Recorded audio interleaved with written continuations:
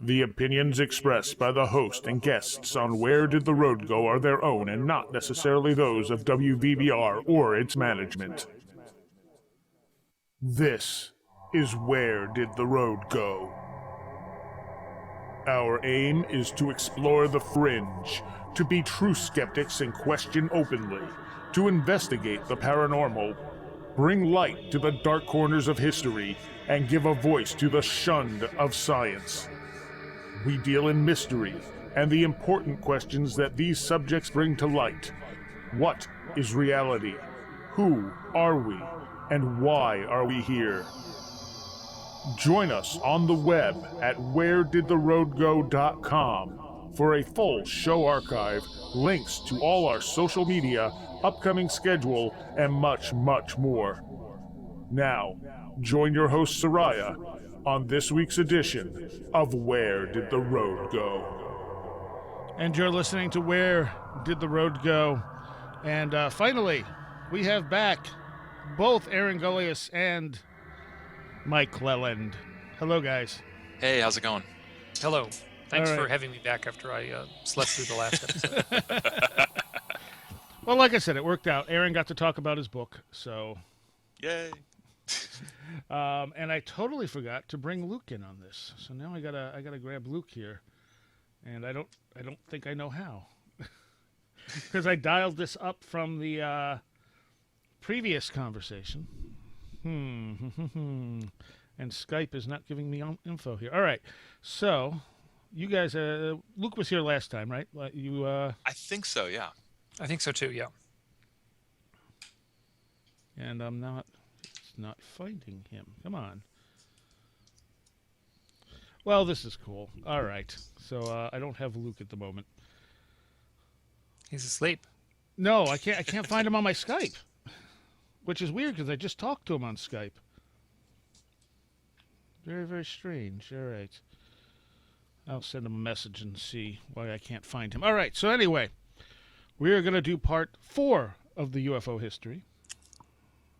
And this, foolishly, we missed some very major events in the 1980s. The 80s were a big deal, yeah. They were. It's more than one show's worth, yeah. But, I mean, we skipped over some that you would think one of us would have said, hey, what about? And it just never happened. And after the last time we talked, the first one that popped into my head is we never even mentioned Rendlesham. Yeah. Which is really one of the biggest things that happened in the 80s. Yep. Yeah. Yeah, exactly. That was a big deal. Exactly. And Sorry, I'm not asleep, but I'm sounding like it right now. So we had, obviously, I've had Peter Robinson numerous times to talk about Rendlesham, and he has his own view on what happened. But I think more than anything, Rendlesham is one of those things where we have somewhat recent accounts. We have some level of evidence that something actually happened.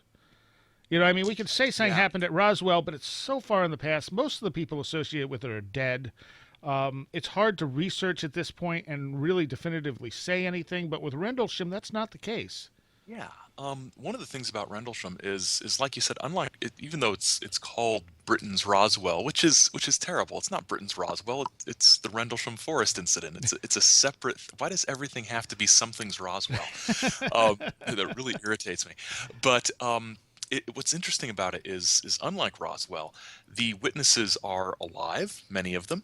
The witnesses made statements about what they saw, publicly that were available relatively quickly after the event. And we also had, back a few years ago, reports surfaced that very high up officials, Lord Hill Norton, one of the defense high-ups in Britain, sent some queries around saying, look, either something violated UK airspace and we didn't know what it was or what to do about it, or the people who are working on American air bases are incredibly incompetent and see things that aren't there. Either of those things are bad. So what are we doing about it? And the Ministry of Defense says, well, we don't think this is a national security issue, that something was sighted, something possibly landed, something was possibly giving off radiation. There have been people who've come forward and said that they were behind it, that it was a hoax. Other people have said that's impossible because of A, B, and C. It's gone back and forth. There have been multiple explanations, ranging from it's a nuts and bolts extraterrestrial craft, obviously, to it's some sort of psychological experiment being run on people at the airbase there in December of 1980. It's not too far, I think, from Porton Downs, which is one of the big chemical, biological weirdness, secret weapons sorts of setups in the UK. And so there's been some speculation that people at Porton Downs might have been responsible for something strange happening. But it's definitely not Roswell in the sense that it's so relatively recent and full of life. Yes, that's a good word for it. And after the event, they kind of sequestered these guys and really, really run them through the ringer to the point where they still have issues about it. Yeah, and that's even Charles Holt says, there's some quote where he says, yes, they were the boys were treated harshly, and or had a bad go of it. I can't remember, but he did, in essence, say that they were tortured, as if as good a word as any, I guess. Yeah, and we don't really know what happened to them. And then also if they were subjected to some sort of harsh mind control using drugs and hypnosis, or however it may have played out, their recollections would be somewhat scrambled, I suspect, and that's exactly how it's playing out. Yes, yeah, and that's another problem. But again, it suggests that something real happened. Yeah. Otherwise, why would they have done this to these guys? Right. Absolutely. It's something did happen. Something tangible happened. There were a lot of witnesses. Many witnesses, not just the military guys, but there were civilian witnesses. There's talk, I think it was, I'm trying to remember what I read a while ago, but I think John Alexander has talked about it, and he says that there were weird things happening in Rendlesham Forest near there in the days and weeks before the sighting. So there might have been more than one thing. It might have been a whole constellation sort of weirdness that went on at the time. And I know Peter said when he was there doing some of the research, he saw a bunch of stuff, a bunch of lights over the forest as well. And that actually tells me a lot in the sense that him and Larry Warren, the two people writing the book, one of the witnesses that were there, the other person who's very invested in researching this, were there, working on the book. Larry's first time back to the base, Peter's first time near the base, and they saw what were UFOs. And I'm pretty sure that they had a voice recorder going as they were describing what they were seeing. They've had voice stress analysis done on that, and it has proven to be, according to the analysis, that they were showing legitimate stress in their voices as they were trying to describe what they were seeing. And it sounds like they were seeing, it sounds like a little more elaborate than little dots of lights in the sky. It sounded like structured craft flying around. Yeah. And I do believe there's a bunch of tape from that night that hasn't been released. From the night itself? Really? From the night itself, yeah. I think someone has it, but they want like a ton of money to release the full tape. Oh. Okay, yeah. Well, I mean, Hassan can do a little thing down in Mexico City when they release the tape. Well, this might be actual tape, you would hope. I mean, Well, it might be an actual alien, too. So, that's right. It might actually be a tape of the thing they say it's a tape of, which would be really remarkable for the UFO field. Pretty impressive. Yeah. So, anytime someone's like holding out for a lot of money, that's the red flags go up. Oh, yeah. Sure, absolutely. And really, anytime someone says they have definitive proof, the red flags go up. Yeah, exactly. There's another one. Yeah, that's so.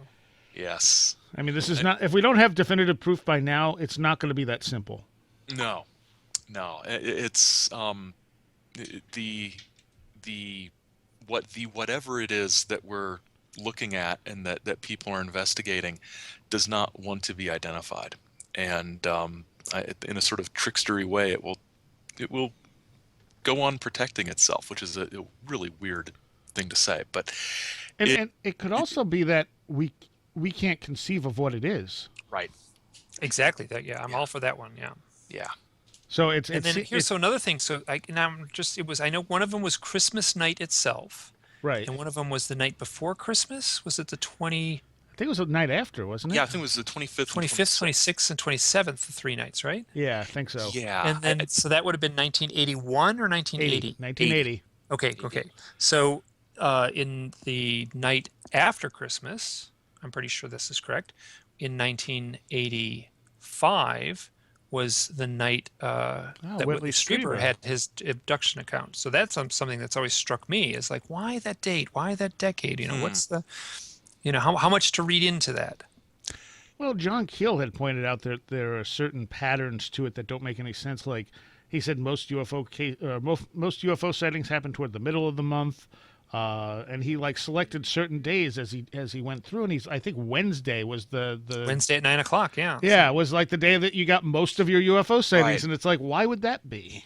And yeah, exactly. And there's all kinds of, certain states, they seem to follow state lines where they Right. get reported and things like that. And I'm not sure if all of those things are still valid now. That was 40 plus years ago when Keel was doing that research. But, I'm sure that the phenomena itself has morphed in ways that would, my sense is that would make it, that would be, that kind of research, you didn't need a mainframe computer to sort of come up with that. You could just do Right. that on a piece of graph paper. Sort of And chart it my out. sense is that that the properties of the phenomena itself have kept pace with our ability to research it. So, It's an interesting way to think about it, that it sort of see or senses what we're capable of and then moves just a half step beyond what we're actually able to comprehend as a way to sort of keep ahead of us.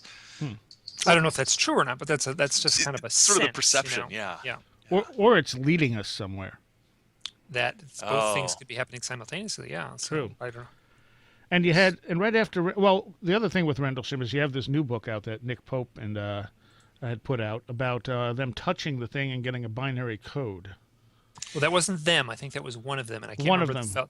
That was either Jim or John, and one of them is tall, and one of them is not as tall, and it was the less tall of the two, the shorter of the two, that said he got the binary code. Yeah, I haven't actually followed that, the Rendlesham thing as closely as other folks have. Have you had Ryan Sprague on your show ever? Yes, I've had him on a few times. Oh, good. Okay, yeah. So he's written a play, or is actually in the act. I think he's kind of like the play has proven so, but he's worked on a play actually about the. Yeah, that was the first time I had him on to talk about that on Rendlesham. Yeah, And he is surprisingly, he knows as much as anyone on the subject, having thrown himself so deeply into the research. and like I said, Peter Robbins has been on multiple times talking about Rendlesham, and of course he wrote the book in contrast to Nick Pope's book because Nick apparently, Peter believes he took a lot of pot shots at him. Yeah. And Peter and Nick, I've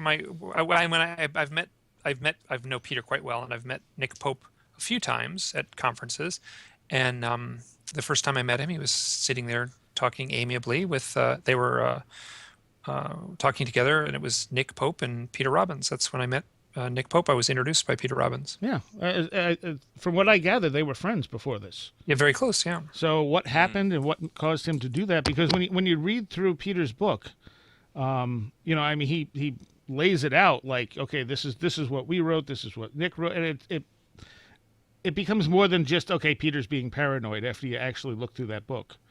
Right. I agree. And Peter is not one to, throw a hissy fit. I don't think. No. In that sense, I think he was doing it out of a very real sense of, his reputation was challenged, and the only way he felt he could possibly confront that challenge and make his own defend case would be to himself, do it yeah. very, very methodically. And he published all kinds of stuff there that was never published before, photos and documents and stuff like that to make his case even more thorough, and then put the thing out for free. Yeah. That was that says a lot. I think it wasn't like, well, it's time for another Rendlesham book. It was no. He said this.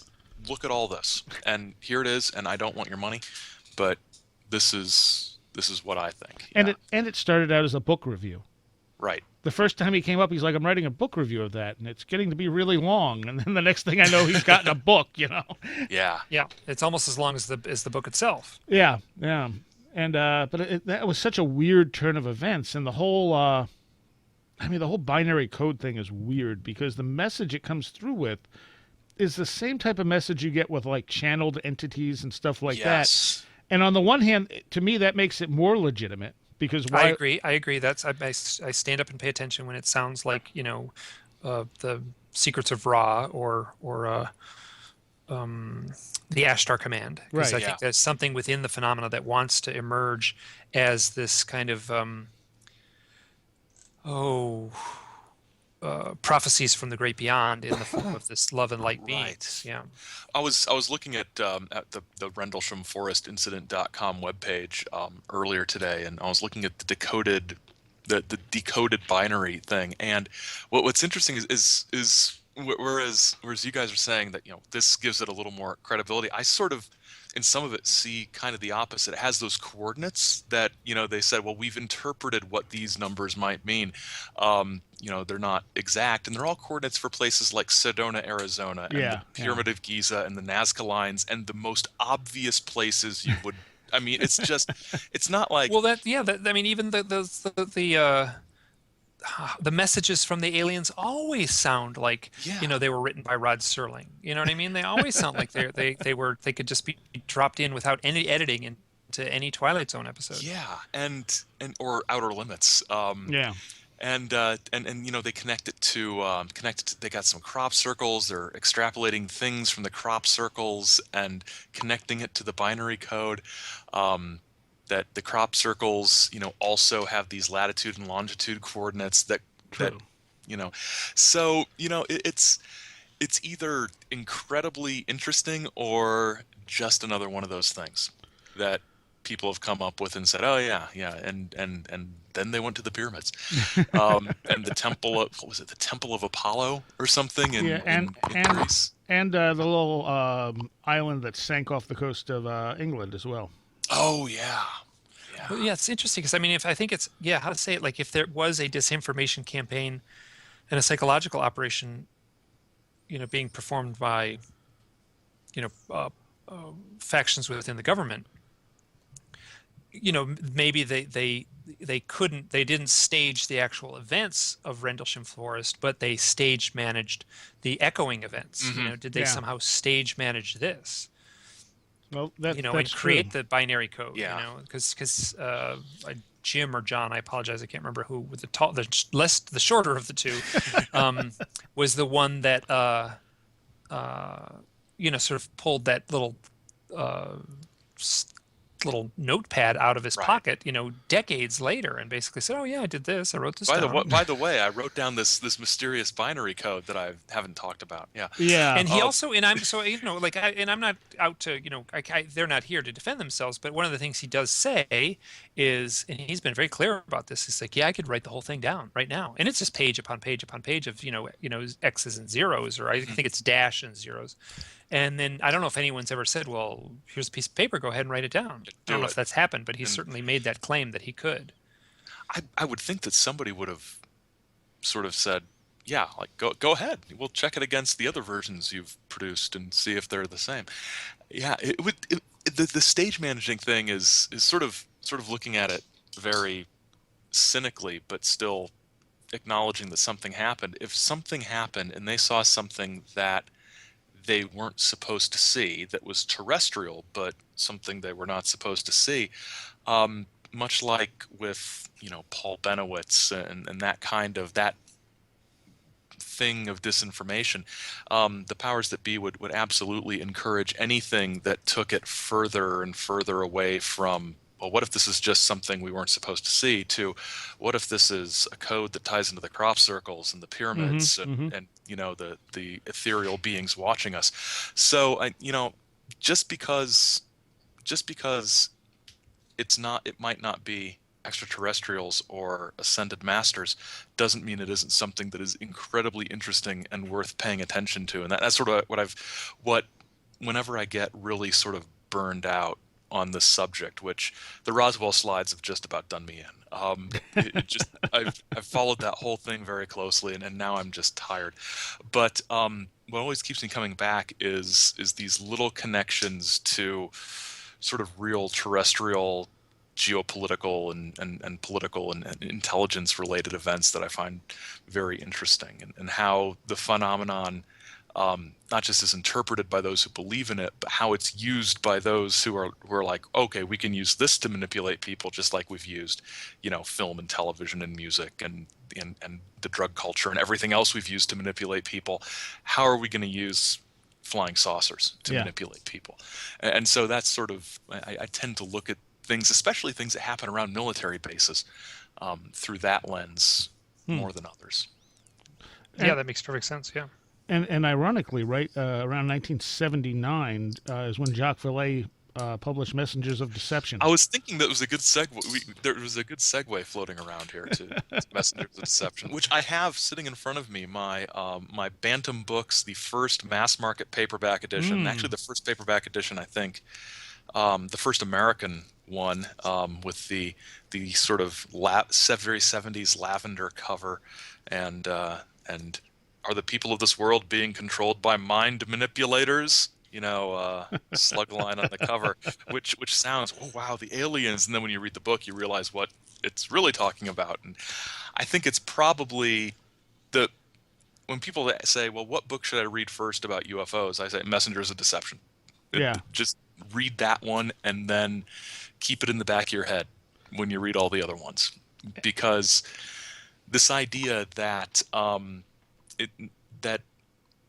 this idea of UFO beings or creatures that contact us, regardless of what they may or may not be, there are those, for political reasons, religious reasons, cultural reasons, whatever reason you can think of, who will use this idea, this sort of meme, to amass personal power, wealth, to manipulate people for reasons we can't understand.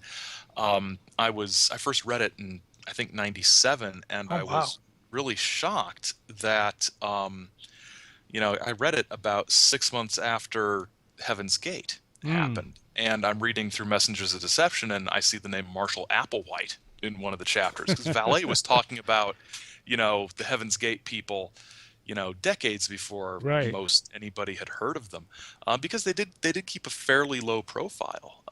You didn't see them running around at UFO conventions or in the pages of UFO magazine. They were a weird little cult, but he does a good job of talking about Bo and Peep. He's got some great pictures of them in here at their public meetings. It's an incredibly creepy book. It's an incredibly creepy book, and it's creepy because this is all weird, real stuff. I mean, these are stories that are so weird that people, I forget the guy's name, Jacques Bordas, the guy who was he the one with the little dwarf guy? He met the little sort of dwarf alien and had weird encounters with him, and so there's these weird stories that are so weird that you wouldn't expect people to tell them in public unless there was something to them. It's credible because only an insane person would talk about this, because it sounds so weird. But it's full of stories like that, and stories of these strange little cults, like the Melchizedek guy, and Claude Vorlin, and the Raelians, and all of these strange little groups. It talks about, I don't know if you've read Nick Redfern's Final Events. No. But about sort of this supposed cabal within the government that is sort of believing a lot of the weird end times, end of the world eschatological stuff. But it talks about people testifying at the church committee hearings in the 1970s that looked into misuse of intelligence agencies, that there were plans to stage the second coming of Christ off the coast of Cuba back in the 1960s. They were going to launch sort of optical effects or something from a submarine. Yeah, I do remember that. Coast of Cuba, and sort of reading about this, and you read about all the manipulation, and then you look at everything that happened in the late 80s and the 90s, with starting with Benowitz and then going through, as we talked about the last time we were all together, John Lear and Bill Cooper and Bill Moore and all the disinformation, and you just sort of think, wow, Valee was on it back in '79 with how these things can be used. It's oh, gosh, this and They Knew Too Much About Flying Saucers are like the only two UFO books I routinely go back and read because I like them, rather than because, oh gosh, I guess I got to look something up in that Roswell book or something. So, it's a great book. Oh, the other one I read all the time that I recently found a copy of is Underground Alien Bases by Commander X. From 1990. So I All right. got my hands on some classic Commander X. You guys remember Commander No. X? I have no idea. This is totally new to me. Commander X. It was awesome. Basically, there's some theories about who Commander X was. It was probably a group of writers who used the Commander X name.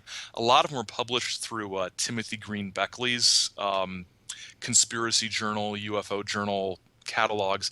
Jim Keith was one of the guys who wrote as Commander X, and actually some of the stuff in this Underground Alien Bases book, change a few words and look in Jim Keith's Saucers of the Illuminati and some of his other books, and it's like, okay, yeah, I think this was a Jim Keith Commander X book. That's sort of speculation. What was his name? Robert Sterling at the Conformist website when Keith died. He on his mailing list back in, I guess it would have been 99, 2000, whenever Jim Keith died, revealed that now that Keith had passed away, Keith was one of the Commanders X, I guess would be the proper plural, but it's sort of collected all of this weird paranoia of the 80s that started with these attempts by military intelligence people to manipulate UFO believers. So I sort of have them sitting here on the desk, and Messengers of Deception sort of lays out how these things can be done, and then Underground Alien Bases is sort of a great example of how this manipulation can work its way into the mainstream. With the thing that one thing about Messengers of Deception, he had some really interesting synchronicities, even writing that book, and that seems to be something that follows anyone who gets involved in the UFO field, is synchronicities. I mean, not even just the UFO field, anything paranormal.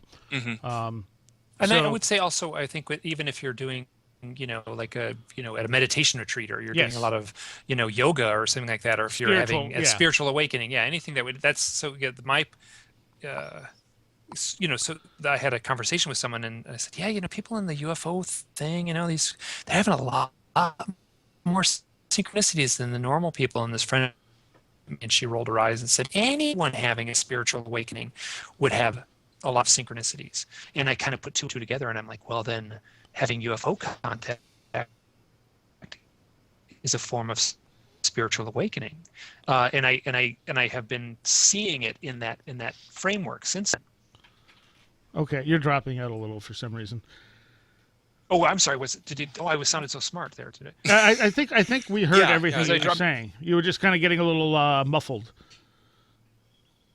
Okay. Now you sound okay. Now you sound okay. You need to drop me if you. Okay. So that was the first thing about Messengers of Deception. The other thing is he was being fed information from was it a former military person? I believe so. And it made me wonder, as I'm reading this, is this guy also messing with Valet as he's, getting all this information? Yeah, that, I've wondered this. Anytime you see that kind of informing going on, you kind of have to wonder if it's misinforming or disinforming as well, right?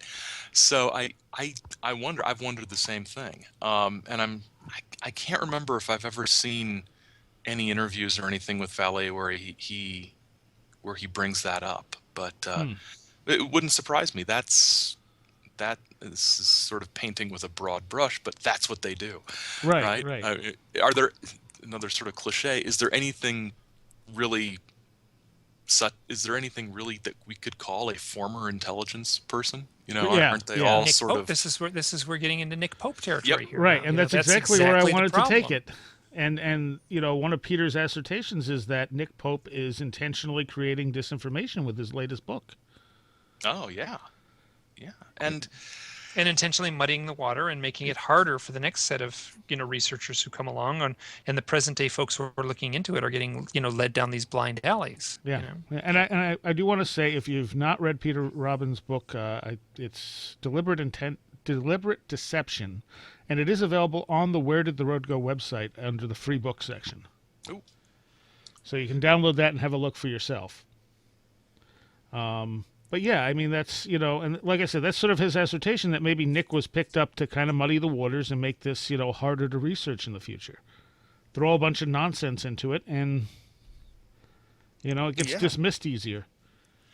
Yeah, and the thing is, I mean, if we want to go, full paranoid, which, I'm happy to do. Spend most of the more time you spend with this stuff, the more paranoid you get. Even you don't have to be a former intelligence person to be an asset of intelligence people. People pass on stories that they've heard or are used as conduits by, these intelligence people sometimes. It's all just a massive quagmire, and that's fine. That's the nature of dealing with things that are connected in some way to the defense establishment, which this is. Anything flying around in the air is connected to the defense establishment at some point, whether they want to admit it or not.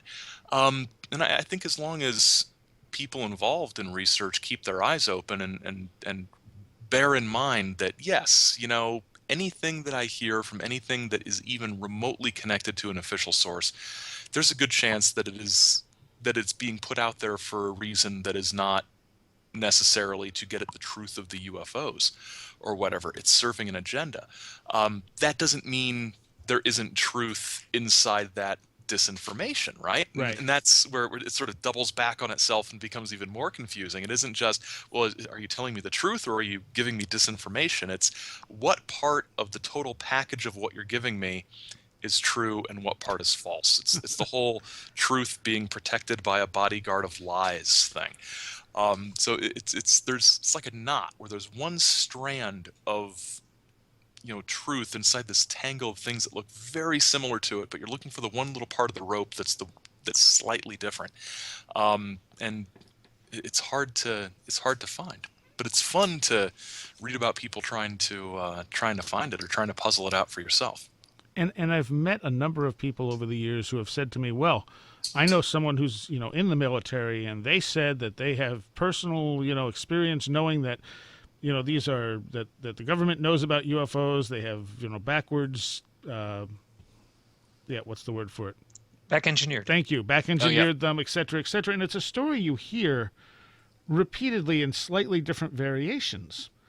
And, like every time I hear that, I think, so...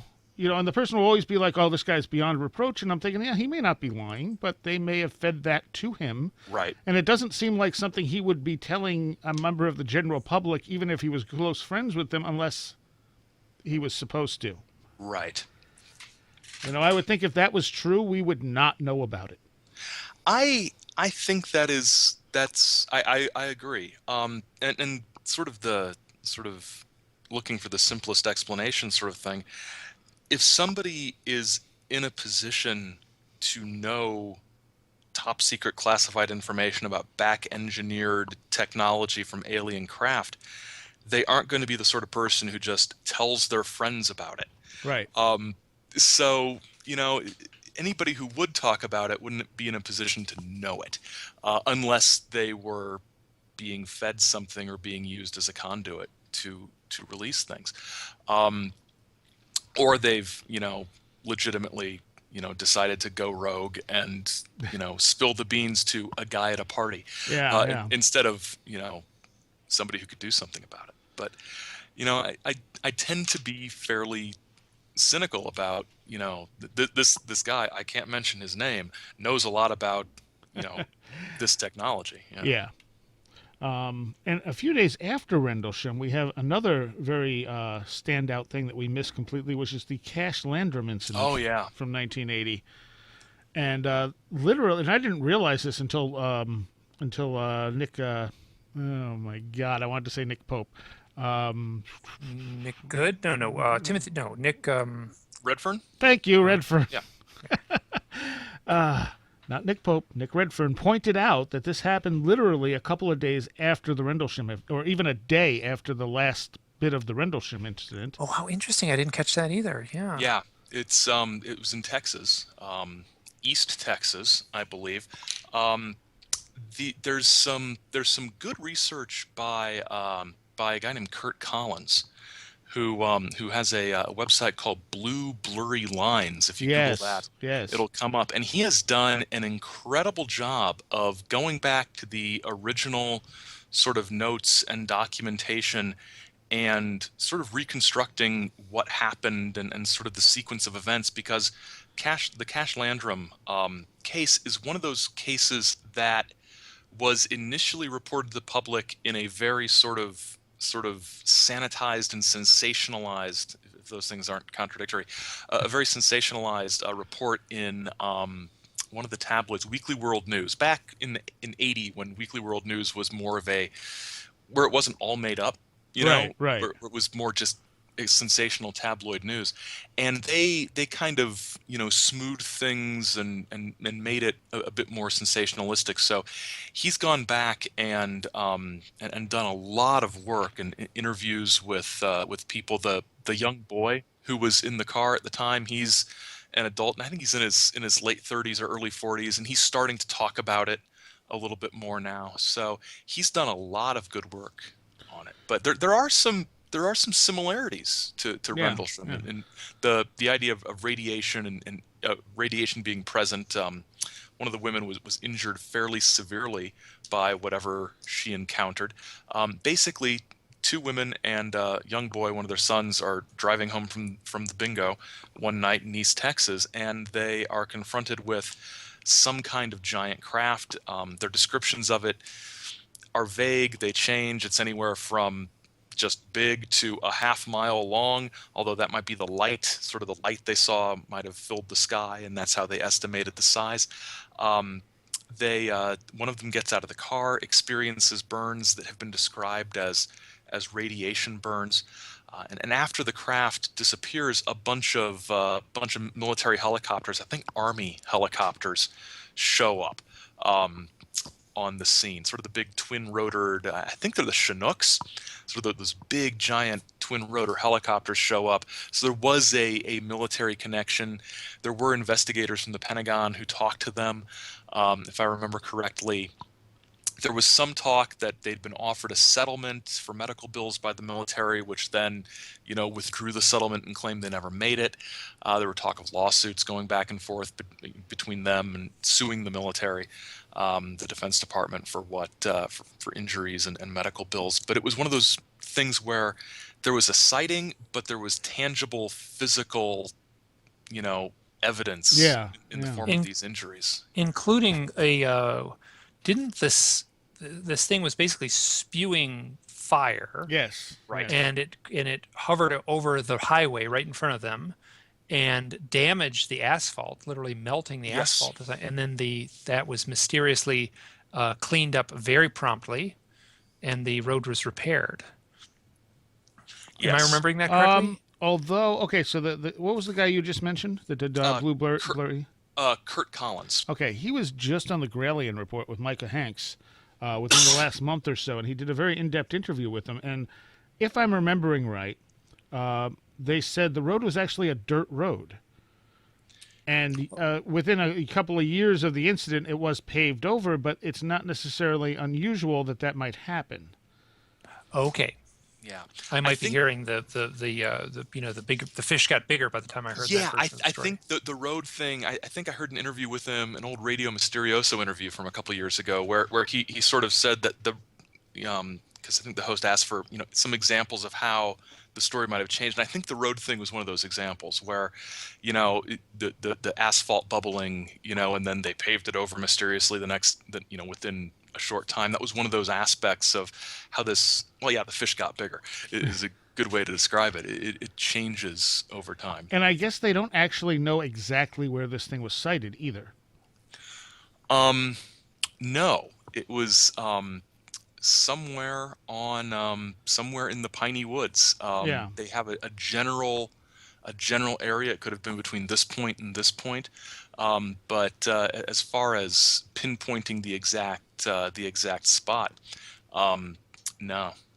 So, but that interview on Micah's show is very good. If people are interested, they can go to GralienReport.com. It's a free download. They can check that out. It was within the last month or so that he talked to him about it.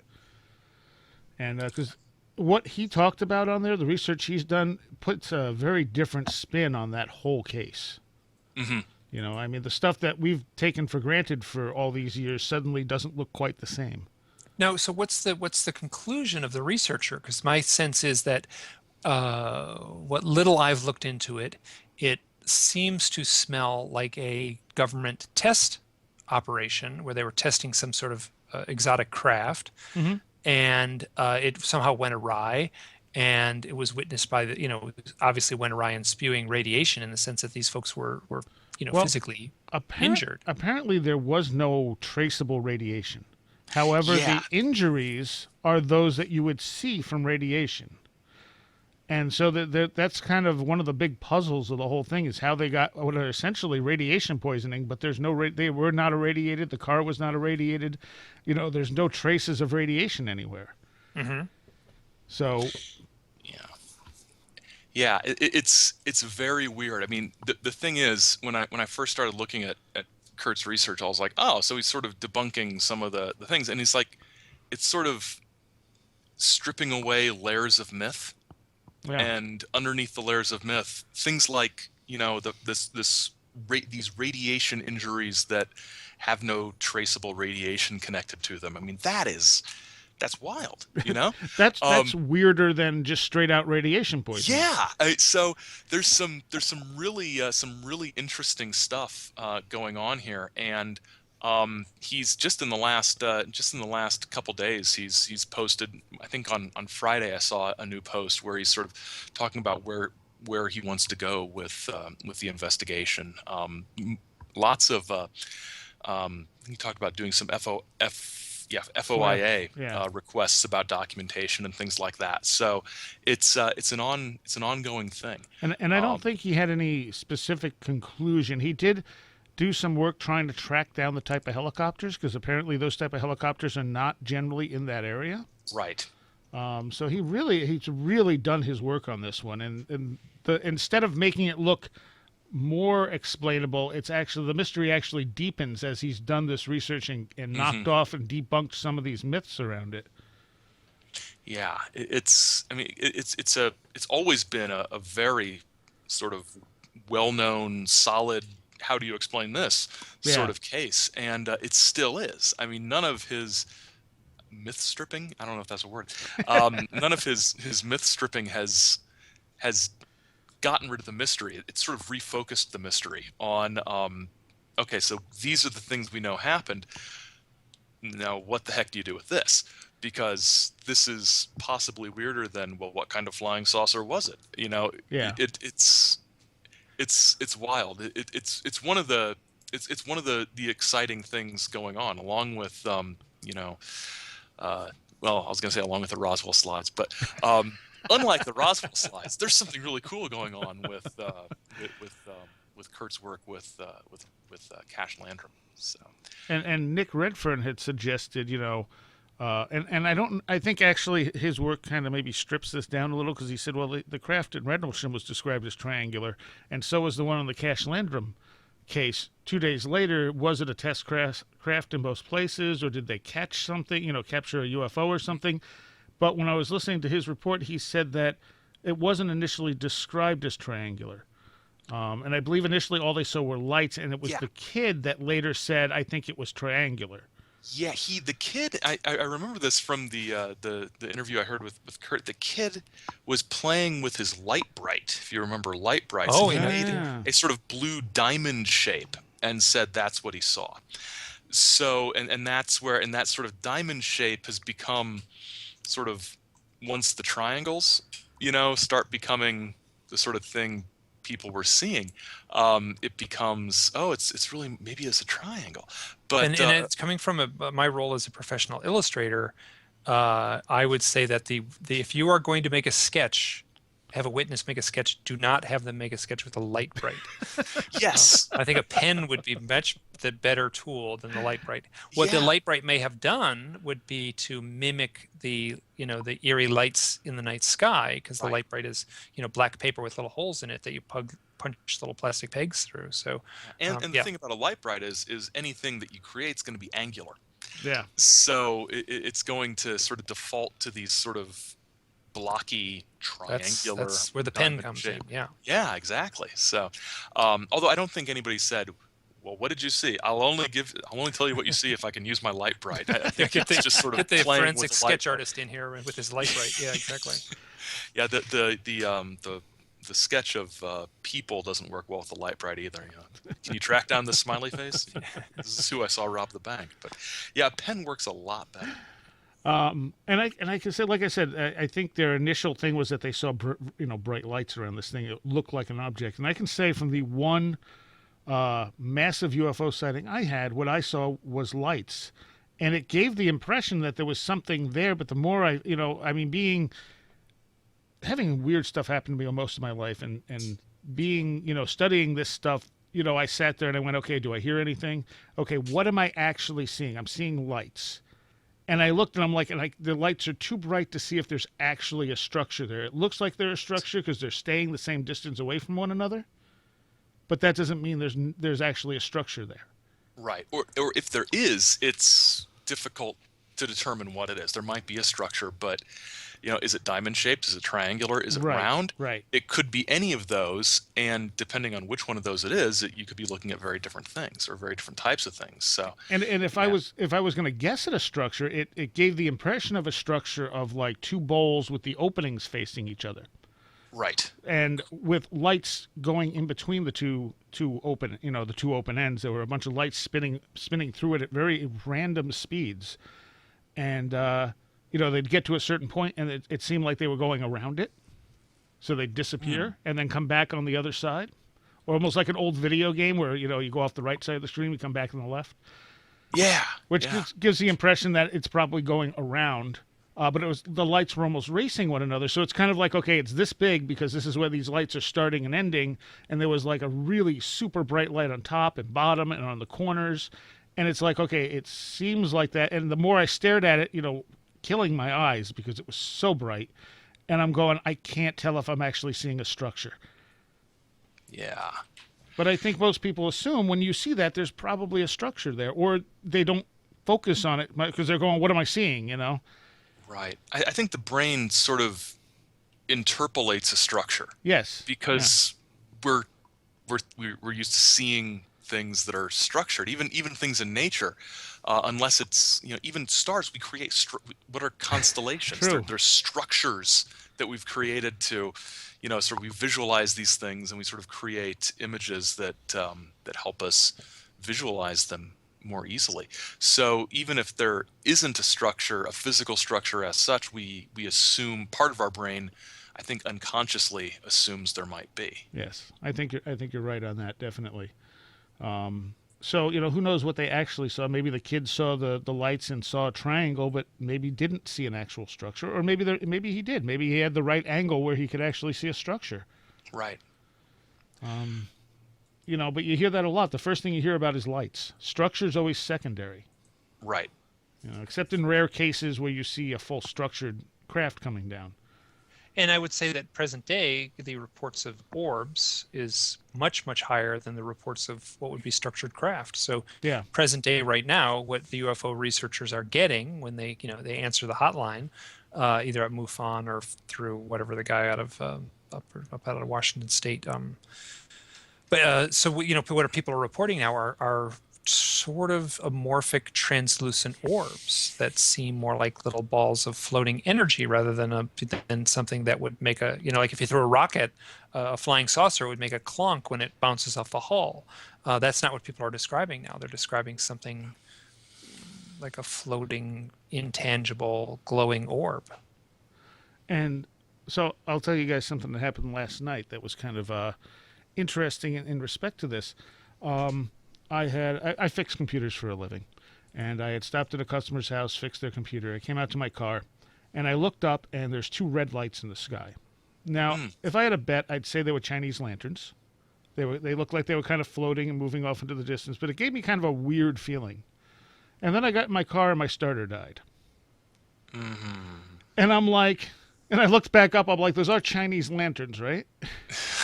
Because my starter's barely over a year old, and it just quit. And the car was behaving really, really weirdly, like the electronics and stuff in it.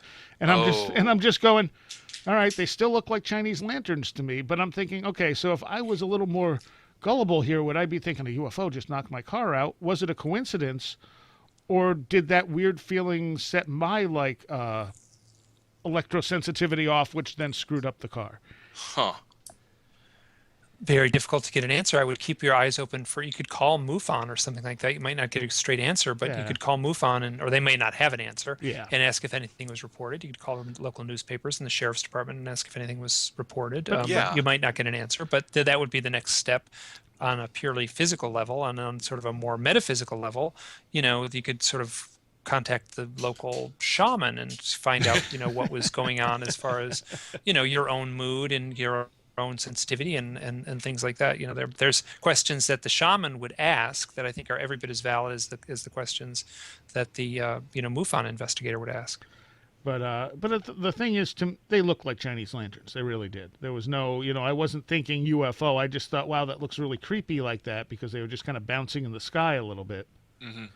If you've ever seen a Chinese lantern, it's understandable why people would mistake them for UFOs. Oh yeah. The sort of sense of the when you're looking at it, the depth of field thing, it looks like it's much bigger than it is, and much, they're very easy to see why they look anomalous. And then, of course, getting in and having the car just kind of not do anything. It's like, okay, what? Come on. Anything leading up to that in the car, like the day before? Was your starter acting up, or? It made a noise earlier in the week, so it was probably going.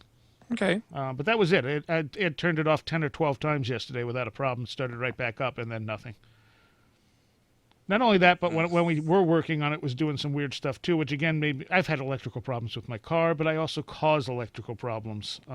My system just causes electrical problems. Yep. There are people like that. Yeah. So very interesting. And I will also, so you do have owls living in a tree right in front of your house. I was gonna if you weren't going to, I was waiting to drop that one, but yeah. So I think I drop that every show. I'm not sure about the 4 shows. I think I've made that point every time. So the owls like me. All right. So if we move up in the 80s, one of the other things we skipped over was Gulf Breeze. Gulf Breeze, that would be Ed Walters. Yep. Right, yeah. And now Bruce Maccabee did an investigation in that. Now, I read that book when it came out in hardcover. That was very early on in the point when I was starting to sort of immerse myself sort of compulsively into the UFO stuff. So that would have been in the 1992 or something. And that book, initially I was totally enthralled by it, and it's not a good policy in a way, but the photographs sort of are too good to be true. So I kind of just cautious there, and there was one story in that book that I remember reading at the time. Ooh, super creepy, and I'm remembering it now from over 20 years ago. So this is I'm probably remembering it slightly incorrectly, where Ed Walters heard a noise. He went out to the back deck, and he lived in Florida, and he looked out the screen, and suddenly he was face to face with a little gray alien. And he said he scared the gray alien. The alien sort of slowly backed away like he'd been caught. Now, having read since that point, what must be, in the thousands of similar reports, you never hear that. It doesn't play out like that. It's not like you can sneak up on a gray alien, So what he was describing was something that is kind of outside the norm of what gets reported, far outside the norm. Doesn't mean it didn't happen exactly the way he wrote it. It could have been his, and then also you add in the massive amounts of what would be out and out mind control that play into the what the witnesses experience. could that have just been a projected scenario, just plugged into the guy's mind, and that's the way he remembered it, or that's the way he was told to remember it. The skull gets so murky that you never know which end is up at a certain point. But so I am cautious. One thing that I do say is that I consider Bruce Maccabee a legitimate researcher, and I remember, if I'm remembering this correctly, he was the point person on that case in around Gulf Breeze. Yeah. A lot of other stuff around Gulf Breeze, including a military base in Navy. The Pensacola Air Station is there, and which is another, that's the same thing as sort of saying like, oh, my friend in the military, like he just got the story. Anytime there's a military base close by, I'm like, is this being staged? Are the UFOs interested in the UFO in the military base for some reason? And then also that there was, beyond just Ed Walters, very well documented, just people would go down to the beach every night and take pictures of UFOs. Right. Most of the UFOs that were photographed by these other people were just little dots and not very exciting. And what was photographed by Ed Walters was very, very vivid and it had the flavor of being too good to be true. Yeah. So. Right. And there is the report in 2007, 2008, some interviews with the people who moved into that house after the Walters left, and they found a model UFO made of styrofoam plates in the attic too. Oh, I have not. Okay, so that. Yeah, there was a book that came out in 2007, 2008 that basically, we kind of found the model UFO, which is not to say that other people weren't photographing those things, because there were a lot of non-Ed Walters UFO sightings in Gulf Breeze at the time. I remember reading Jim Mosley's Saucer Smear, because he lived in Florida and he did some investigation of Gulf Breeze as well, and was a bit more skeptical of it than Maccabee was. But yeah, Maccabee is absolutely a solid researcher. He's not like some of those guys, right? So he's solid. But yeah, and I think the book was published by Prometheus, which is Psychops, or whatever they're calling themselves these days, the skeptical group. But yeah, it was been pretty much accepted by most people as that's kind of definitive. But yeah, it was an interesting thing because the pictures were so good. We hadn't really had pictures that were this good, but not sort of Billy Meyer good, where you can almost see the strings, right? But these were good, but not obvious fakes, So it was an interesting time. And he would have buld have been really foolish to leave a model just laying around like that too. Well, that's where what's the source of the model? The provenance of the model, yeah. And that's that's another. I haven't read the book, so the book probably goes into more. Yeah, so it's one of those things where it's not one of those cases that keeps getting brought up as and then there was Gulf Breeze, because unlike things like Rendlesham and Cash-Landrum and even the Phoenix Lights in '97, there were witnesses to a lot of UFOs at the time, and there were Ed Walters pictures, but I'm not sure how big of the overlap of those two groups. Like you said, other people were taking UFO pictures, but they weren't like the Ed Walters pictures, So was it a mass UFO sighting that he got pictures of, or was it two sort of separate events going on in the same general area? So there's a lot of complexity there, I think. And when you consider the state of the technology too, if they were fakes, they were done very, very well. He was working with Polaroids, which is very difficult to do multiple exposures. And he did and I think it was, what's his name? Bruce Maccabee handed him Nimslow cameras. And I don't know if you remember, I think we're all about the same age to remember what those are. Those are it's not a 3D camera, right? Because that would be two lenses. Right. And to make a 3D image, you have these two lenses, and you look through something that looks like an old ViewMaster, and you get the 3D image that way. Now, these were Nimslo cameras, and those were the cameras that were used to create, I think they were called Very views. You know, you kind of Yeah. get those three-dimensional pictures of, like, Christ on the cross. Right, almost like a stereoscope sort of yes, but it's on a thing. flat paper with Right. little ridged plasticky things where the image. So yeah, you would take. So there were, I think there were either 4 or 5 lenses in the thing. The camera itself was a wide rectangle, and he did get some photos of lights in the sky using a Nimslo camera, which for the purposes of trying to satisfy the debunkers was just like gold, because they could get exactly the distance that this light was away from the photographer. Right. But of course, he didn't get any of the really good pictures with it. He did not get any of the really good pictures with the Nimslo, just some dots in the sky. So. I mean, to me, that's always been kind of it's probably a hoax, but I can't say that definitively. Agreed. Right. Yeah. You know, That one's got a little smelly, quality to it. So. Do we know whatever happened to Ed Walters?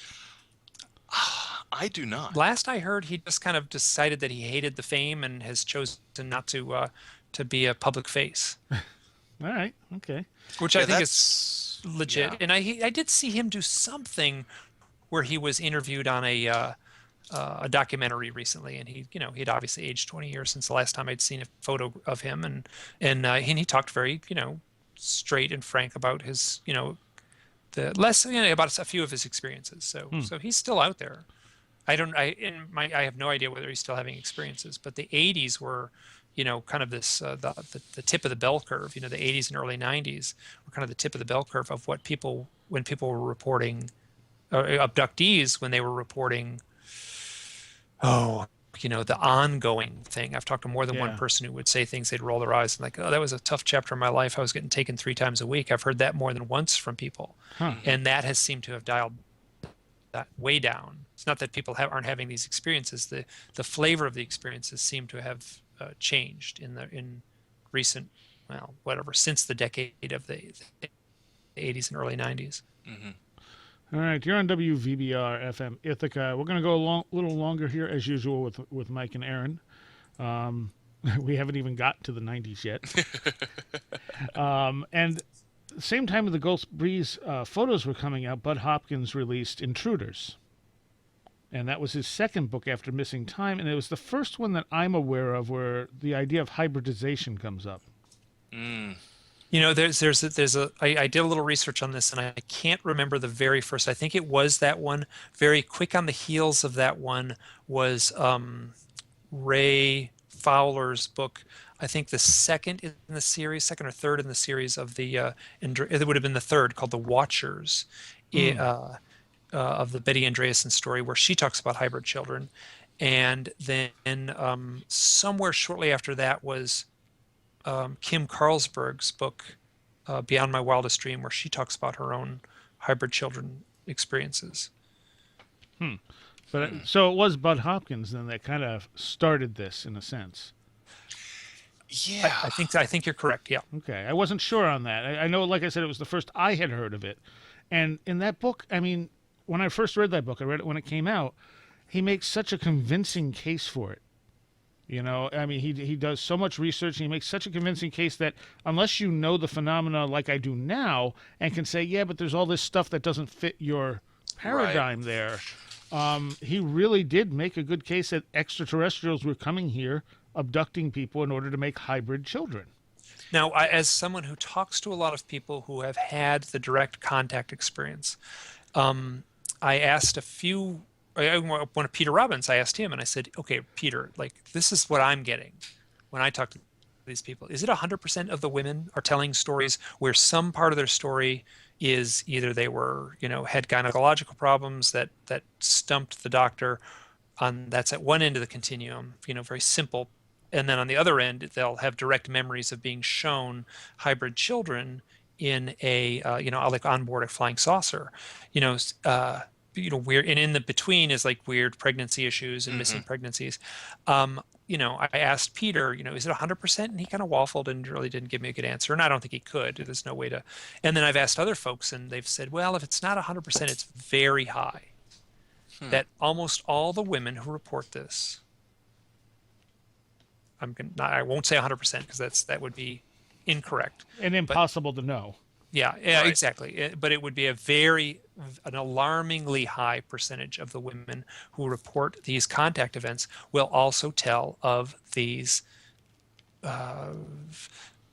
some things along the line of those, issues that would point to these hybridization, and then, the men to a lesser degree have similar stories. Right. There's a reproductive overtone to it, going all the way back to, not To the fairies, to the fairies, and Yeah. and in the modern era, to Jesus, and to Mary being, an angel appearing at the foot of her bed, telling her that she's magically pregnant, Right. with a special being. This is, I don't. Yeah, it's a long-lived thing, and actually, what I always sort of wonder about or think about is okay, if these are extraterrestrials, if we take the reproductive angle of abduction, we just take that as read for the moment. Why would extraterrestrials?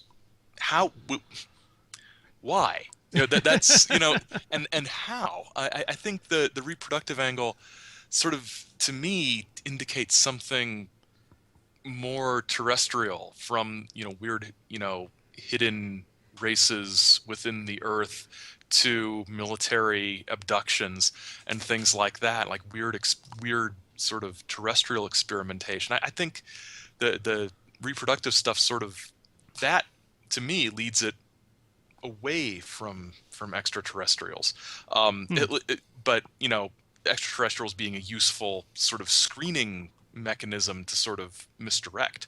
Again, I'm back to misdirection, but you're right. It's a huge aspect of the phenomenon. And David Jacobs in The Threat especially would have had his whole sort of dark vision of the evil, Greys, Right. creating a race of hybrids that will replace humanity or something like that.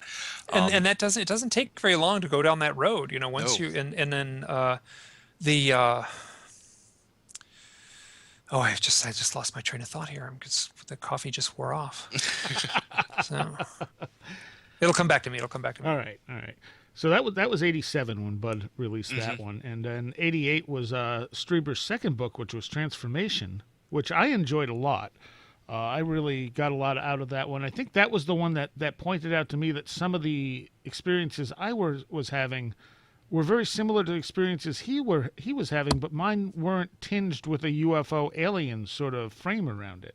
And what were they tinged with? More of a occult sort of thing, because I was experimenting with ceremonial magic and things like that. But I was Very having, interesting. so I was having a lot of the same experiences, but they didn't have, they were like shadow entities and things like this, as opposed to gray aliens. Well, that's the problem, and what we're confronted with is that this that's what I'm finding in a way with this owl research, is that that there's a blurring, that there's a that we as humans, especially if you have a MUFON field investigator badge, you will want to put these things in a box, and that box is little scientists on a metal spaceship coming here from some other place to study humanity. And when you look at the larger or greater phenomena in the phenomena that overlaps, ceremonial magic and Shamanism, shamanism and near-death experience, and these, what you find is that there's an overlapping, and that is the grander mystery to me, is why are these things overlapping? And at the same time, like out and out nuts and bolts researchers are measuring the burn marks in the farmer's field, Right. and finding little landing pad footprints that have, and actually surprisingly not much anymore. Though that seems to be a phenomenon more from the 50s and 60s and 70s rather than what is taking place now. You tend not to find burn marks in the back behind the house after a UFO abduction. Yeah, these things do tend to come in waves, and or what I morph, maybe less in waves, or they're actually evolving in some way. yeah The same way, Yeah. to staying one step ahead of the way we want to frame it. yeah But yeah, I think Transformation. Maybe that's why I like that so much. I haven't read it in a long time. I actually plan on rereading it, like I did Communion. But it really, I mean, the depth of his experiences, you get a lot more into it in Transformation.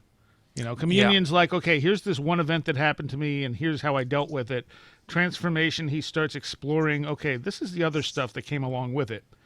And at the same year, in '88, was Dimensions from Jacques Vallée, where he, And then I can never remember. There's three books: Dimensions, Some Revelations, and Confrontation. Confrontations. And I can't. I have to I can't keep them straight. I can't keep them straight. So they're basically one big book in my mind. Yeah, well, Yes. they are. Yeah. But Dimensions is the first. That's where he goes back to the whole passport to Magonia type of concept of, okay, a lot of these phenomena are the same thing, and we don't understand what it is. Right. Yes, and then I will also say they're manifesting in very real ways. And I think it was John Mack that used the term reified metaphor, and then reified means, which I actually had to look this up. Reified is in the dictionary, and it means something that is making itself real. And so a reified metaphor. So these things are both real, especially in the minds of the people who are having these experiences. Sure. And also they're leaving burn marks in the yard, but they are acting as both real and as metaphor in a way that how to say this? I mean, but on one level, it's just engrossing and fascinating to see it that way, and then on the other sense, it's like then the entirety of the UFO phenomena could be seen as metaphoric. If you follow those threads. Yeah. All right. So this might be the last one we can talk about right here, and we're still in the 80s. But in 1989 is when Bob Lazar came out. Oh, jeez. With his, revelations of stuff going on at Area 51. It was Area 51, wasn't it? Yeah. Area 51, yes. So no, the best S4, thing. yeah. Yeah. So Bob Lazar met with Jacques Vallée, and it's in one of those three books, the ones that talks about conspiracies and government, misinformation, where I think they met aboard the Queen Mary in outside of LA in Orange County there, and Bob Lazar had dinner with Jacques Vallée, and Jacques Vallée writes about it, and what Jacques Vallée writes is the most revealing thing that I've ever read, and no one ever ties back to that. I don't have the book in front of me, but Jacques Vallée basically says he liked him enormously, that he was that he talking to him, he recognized that he knew the difference between, mass and acceleration, and would use like vocabulary words that another scientist would catch on, they would. Right. So he said, well, he's kind of a real scientist in that sense. And at the same time, there was something where he said he saw, like a story that's kind of got a little blown out of proportion, is that he said that he saw a gray alien in Area 51. That's in one of his stories. And when Bob Lazar tells that story to Jacques Vallée, he says, I was in the hallway of, there at the, Area 51 or, S4, whatever the complex was called. And somebody said, psst, psst, come here, let's look through this window at this door. And they look through, and then there's someone that looked like an interrogation was set up, and there was a gray head, and all he saw was the back of the head and someone talking to that gray head. And then they kind of kept on walking, and even Bob Lazar said, I don't know what I saw. It could have been a doll's head. And then, Jacques Vallée said, I don't think top secret installations, you walk down the hall and someone goes, hey, look, let's look through this window and this door and see what's going on in here. So it was Jacques Vallée's conclusion was that he was the subject of very sophisticated disinformation. Right. Including the fact that he said things like, "Oh my gosh, so there I was driving down the road, and this car came up to me, and they shot at me, and there was a bullet hole in my car, and they were trying to kill me, but they didn't." And it's like, well, if they wanted to kill you, they probably would have, and Right. And if they wanted to put a bullet hole in your car, they could have done that too. So there's these aspects to the story that are, you can follow the thread and say that, well, he may have very much worked at a top secret installation, exactly as he says.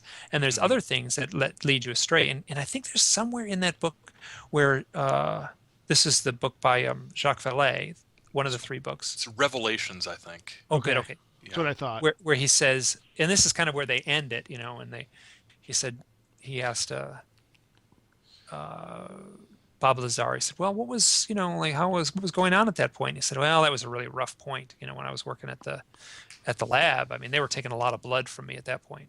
Huh. And I was like, wow, what a weird thing, What a weird thing to say. Yeah. Yeah. Like, does that, so this is, you get this picture that and was he purposely meant to come forward with these wild stories? I would think that was probably the best explanation. It seems like people who know him think that he was a very genuine person. It still is. They don't feel that he was trying to deceive anyone. It seems more likely that he was being deceived. And manipulated and used by, John Lear, who was sort of this epic confabulist who, pushed all kinds of stories, and Lazar gets hooked up with John Lear. Then the next thing you know, he's on, a few years later, he's on Art Bell retelling a lot of it. I think, yeah, like you say, he's a genuine guy who I think was involved in some weird stuff, but I can't remember who it was who said it in an interview, but they described it as, Lazar decided to get out when, he was just like going to work, was getting on a plane, and then the next thing he knows, he's getting off the plane, and he can't remember anything that happened in between the 2 points. Huh. And if that's an accurate description of what his quote job at Area 51 was, who knows what they might have been, implanting in his subconscious for him to remember later or to talk about. True. So he's an interesting guy, and he's sort of one of these figures that everybody sort of brings up, but he's always been sort of lumped in with this larger, Lear, Cooper, Bill Moore conspiracy, stuff in the late 80s. And it's always interesting to sort of think what it would have been like if Lazar would have been considered and dealt with separately from that entire circus that was going on at the time. Okay. And at the same time, George Knapp, who I consider to be a journalist, Yes. like he treats it as journalism. Yep. Got a bunch of folks that he knew that had worked at what he felt they were legitimate folks that worked at Area 51, and asked him really simple questions like, what kind of doorknobs, do they have in the offices? What's color is the tile in the hallway? What do they serve on Wednesdays at the cafeteria? They like very, very pragmatic, no nonsense, doesn't have anything to do with conspiracy stuff. Asked him those kind of questions, and he said that Bob Lazar came through like flying colors in a sense that he answered all those questions, and that convinced George Knapp that there was something very real to this story. Right. Yeah. There's absolutely something at the heart of it. It's just a question of what is it, and why were they taking blood exactly? Right. Yeah. Yeah. And he doesn't seem like a perpetrator of a hoax. He seems maybe like the victim of disinformation. Yes. Or he's telling the truth, but again, it seems like if they wanted to keep that quiet, they would have kept it quiet. Yeah, he's not superhuman. A bullet would take out Bob Lazar just like it would take out anybody else, right. Or a mysterious car accident, or even a non-mysterious car accident. Yeah. It's distressingly easy to make people like that disappear if you really want them gone. Or in his line of work, he goes into work one day and doesn't come back. Right. Yeah. There was an accident. It's classified. We can't talk about it. Our condolences. Right. Or how many, how easy is it to create a heart attack? Yeah. And that's the thing. If everything he said was legit and he was breaking some sort of, if he wasn't supposed to be saying what he was supposed to be saying, he wouldn't have been saying it because he would have exactly. Been That's out. My thought too. Yeah. That's. If I was head of security at Area 51 and he was saying the things that he was doing, I would have sent the boys out and taken care of him. Right. And the fact that they didn't do that, tells me something. Yeah. Right. Or even, I mean, I've read various rumors, I think mostly from Bill Cooper, about how, Lazar was involved in making meth and involved in the drug trade. Any of those rumors could be trumped up into charges that put him in prison when then he's killed in prison. Yeah. There's all sort of, I don't know why what it says about me that I'm imagining all the ways they could have killed Bob Lazar. But I've been reading a lot of James Bond novels over the last month. So I'm like, wow, they could have done this. Dr. No? Yes. And they describe Dr. No as a gray alien. I mean, he's got like a big head. He's bald, and in the movie he's played as some Asian actor plays him, but in the book he's described as like a gray alien, basically with a glass eye that he taps. Pallor. Yeah. I did not know that. Yeah. I thought is that read the description, but I never really thought of it in those terms. Yeah. Then the thought is that what's his the author Ian Fleming. Ian Fleming, thank you, would would have been in a position in the British government to know certain secrets, and so he would have just snuck that into the book. This is all conjecture, but and then and I think, if I'm not mistaken, Ian Fleming was also close friends, associates, knew Aleister Crowley. Yes, he did. Yep. Yeah. He was in charge of Crowley's connection, Crowley was a double agent for the British government during, I believe, both World Wars, and Ian Fleming was his contact. Okay, very interesting. I did not realize that. I knew. Ian Fleming wasn't in the service during World War One, so it must have been. It must have been World War Two. Yeah, he was in naval intelligence during World War Two. Yeah. So that's one of those little known facts about Crowley, is that he was a double agent for the British government. There's an author, Richard Spence, I think is his name, put out a book which I have not read called Secret Agent 666. Yes. Yeah. Yep. Yeah. And basically there's a paper record of, telegrams or going back and forth between the U.S. and the British government, saying like, who is this guy Crowley? We want him out of here. We're deporting him. And then they're saying, you keep your hands off that guy. He's one of ours. Don't you? So. All right. Where did I read about? Oh, I read about that in the book that Spence wrote with Walter Bosley, one of his Empire of the Wheel books. The first Empire of the Wheel ones. Yeah. I was trying to remember where I read about that, because I know I haven't read Spence's book, but it was Empire of the Wheel. Yeah. All right. Well, we're about out of time, and we're almost up to 1990. A lot happened in the 80s. Yeah, it did. And a lot of really unique, interesting stuff. I think the 90s is where, because of the internet coming in. Yeah. The 90s get weird in a different way. And we'll get to that in the next part. Yeah. Because you got things like Chupacabra and Black-Eyed Children and stuff like that coming up in the 90s, which are sort of, although not directly connected to UFOs, often associated, kind of like crop circles and cattle mutilations are, associated with the same phenomena. Right. And the rods. What was it? The rods. I've got some strong opinions on the rods. Yeah. Okay. Well, good. Excellent. Because I have no opinion about the rods whatsoever. Okay, well, I think of digital cameras. Once they introduced digital cameras, there's a whole bunch of things showed up. There's just take a picture in a different way than a chemical piece of film, and you get little specks that show up on a digital thing that are different than the way they showed up on. Especially the early ones. Yeah. So, all right. Not to say that there isn't weird things that show up in digital photos, because I do, follow the orb thing pretty closely. But the rod thing is like, there may or may, who knows? I'm being pretty dismissive here, but the orb thing always amuses me when I've seen some interesting pictures of orbs where you see orbs of light come out where they shouldn't, or you get a picture where it's like, okay, that doesn't look like dust or a bug, but you'll get I guess this is the classic for me. A ghost hunting group I was on a email list with went up to this graveyard. They took a picture of this grave. There was nothing there. They then all tromped through the grave, turned around, and took another picture with flash, mind you, and were amazed at all and orbs. Well, they disturbed the soul of the dear departed there, obviously. And you walk over it, that's what happens. And I'm just like, that's not dust and pollen, and no, Yeah. Gotta be ghosts. There was a woman who gave a said a UFO conference, and she showed her movie, and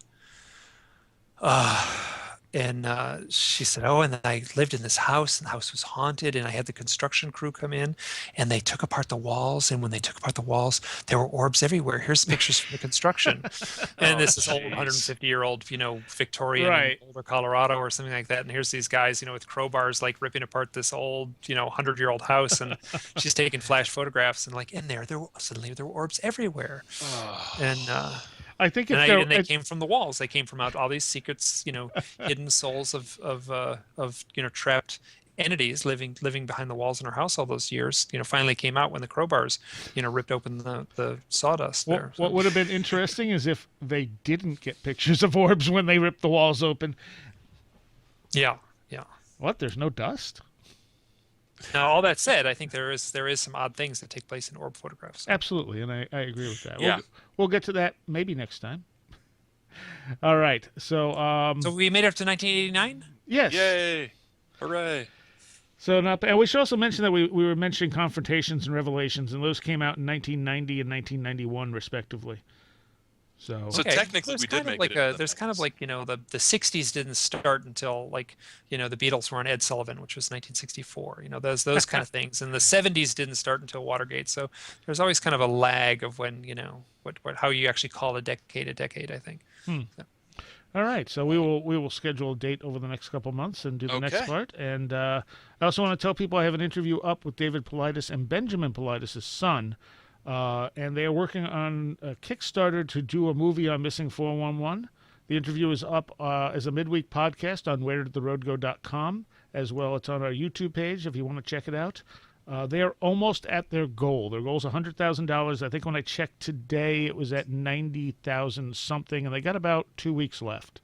Wow. So hopefully they're going to make it.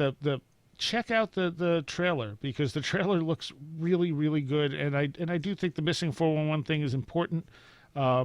It's something we should be looking further into, and hopefully this will bring them into more of a wider perspective for people who maybe don't listen to fringe radio and things like that, because they are going to be submitting it to film festivals and things like that. So maybe they'll get a little mainstream attention and force the Park Service to respond to some of it. Maybe. All right. Well, I thank you guys. Thank you. And Thanks again. Thank you for And being. I'm glad I stayed up tonight and did fall Yes. asleep. I was going to say thank you for being awake, Mike. Yeah, thanks. Except for a couple parts there, I felt like I nodded off a little bit in my well. own inability to finish the sentence. Let's say. All right. So I'll be talking to both of you very soon, and we're going to play some Psyche Corporation to take.